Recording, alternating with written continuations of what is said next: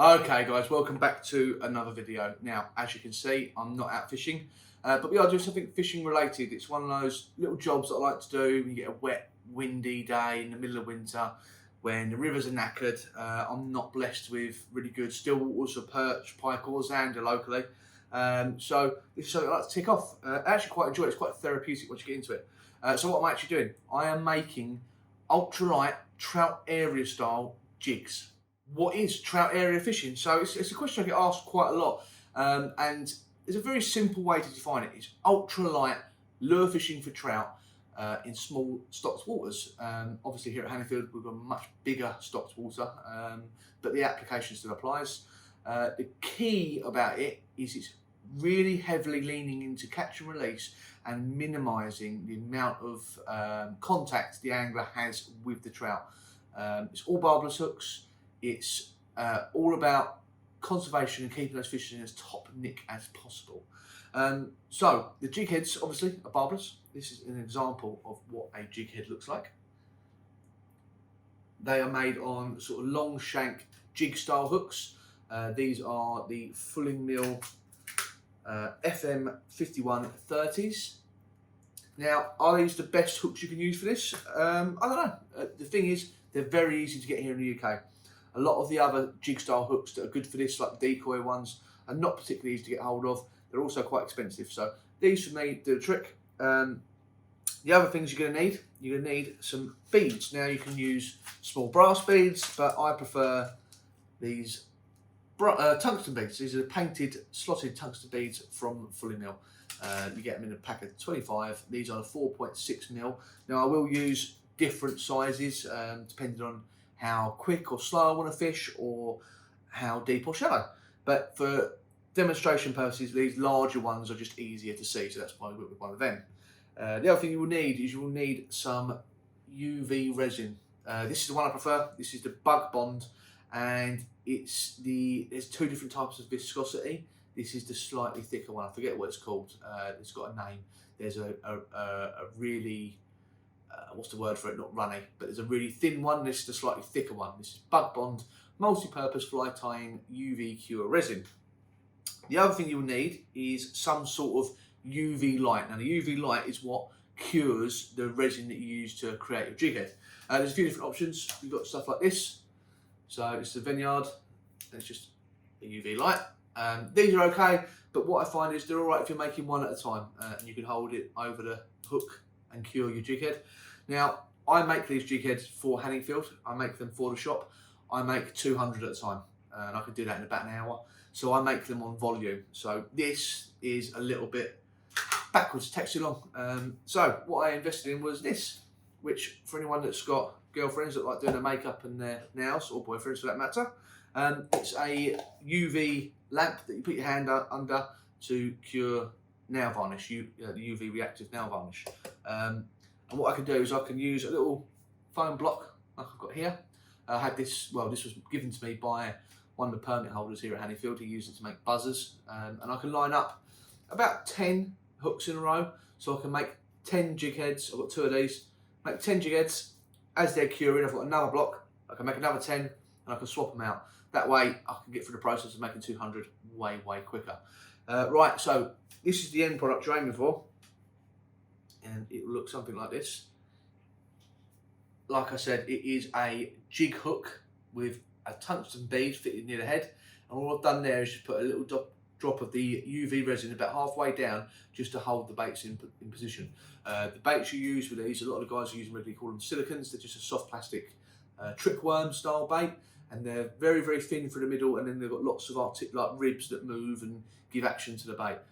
They tend to come scented, so they are quite slimy, and what that means, they tend to slide down these hooks quite quickly, even before they open out. So that little drop of UV resin on the shank, that little bulb there, just helps hold the bait in position, stops it sliding down.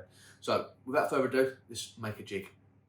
First thing first, we're going to take one of our hooks. Like I said, I've got the Fulling Mill FM 5130s. These come in a variety of different sizes. They're a long shank barbless jig hook, which is what you're looking for. This is a size 6. Now, I will use anything down to a size 12 for this, especially if I'm using the really small beads, like we go down to like a 2.3mm bead, I think, which is ultra tiny, and won't get round the shank of one of these big hooks. So I use 6s, 8s, 10s and 12s. There are obviously other sizes, and depending on what manufacturer you get them from, the size themselves will vary. So I take my hook, I take one of my tungsten beads. Now the fulling mill ones have got a little slot in them, which makes them easier to get round the bends of the hooks. So you put your hook point in at the slot end, and then that hook will then slide round to the shank, or the bead, sorry, will slide round to the shank. And that obviously is just sliding up and down. I then put my hook into my little foam holder, so it will sit like this. And then what I do, I take my UV resin. What I'm going to do is just drop a very small amount, less, probably half the size of the bead, about a bead's width before the bend in the hook, before it bends up towards the eye. I'm just going to drop that onto the shank of the hook. It's probably way less than half the size of the bead. Always put your lid back on your UV resin. I've made that mistake numerous times. Then you need something thin, like a sewing needle. I've got one of these, it's a Corum speed stop baiting needle. And I'm just going to use that to manipulate the bead through the resin. So the resin now will seat itself inside the slot of the bead. I'm just going to push that bead so it's on the corner of that bend. I don't want it sliding up towards the eye and covering the eye. I just want it on that bend. Once that's there, and like I said, I would usually make a row of 10 of these. I will then turn it and slide it in to the UV lamp. Now that takes 99 seconds to cure on there, so with the magic of editing, and we're back. Now that is my initial curing of the jig head. There's actually 2, maybe 3 parts to that curing process, but that's the first part done. Now what that's done is basically just tacked that bead into position. It's not fully fixed in that it wouldn't take much of a battering. It's just holding it in position. It makes it a bit easier for me to lay some extra layers of UV resin and really secure it in place. So back in with the UV resin, which I've got here with the lid on. What I'm going to do is I'm going to touch a drop of the UV resin just behind the bead on the shank of the hook and just in front. Now you don't want loads, just put enough there so over the time I'm talking to you, that resin now will just run around the bead and sort of give yourself a nice join around the shank. Remember what I said about the little hook keeper, a little bait keeper earlier with the dot of UV resin? About halfway down the shank, I'm going to put a little bead of resin, just like that. Now that is now ready to cure. Like I said, I would usually do 10 of these in one go. Back she goes into the curer. A little bit of editing magic again. And she's done. Now, that is essentially our jig complete. I'll hold this up to the camera, but I will give you a close-up as well. Now you can see we've got a nice bead of our resin just around the bead on the jig, on the hook, which fixes it in place nicely. Now, it might look like there's too much there, but there's a reason for that. I promise you, after you've caught a few fish, if you don't put enough on there, that bead will start moving and sliding around. As you can see, we've got our little hook keep, or bait keep, just about halfway down the shank. Doesn't look like much, but that little bit of bead of resin will definitely help.